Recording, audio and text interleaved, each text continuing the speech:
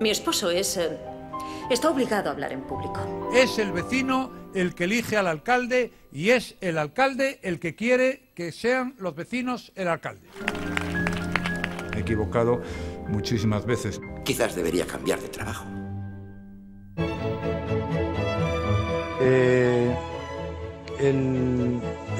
Articule.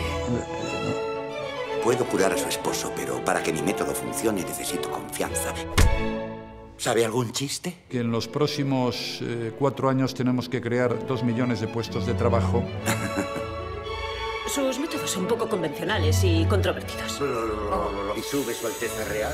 Resulta divertido. ¿Tenéis miedo? Quiero transmitir a los españoles un mensaje de esperanza. ETA es una gran nación.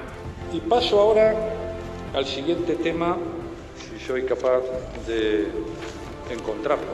Emitiendo a la nación y al mundo. Que España es una gran nación y los españoles, muy españoles y muchos españoles.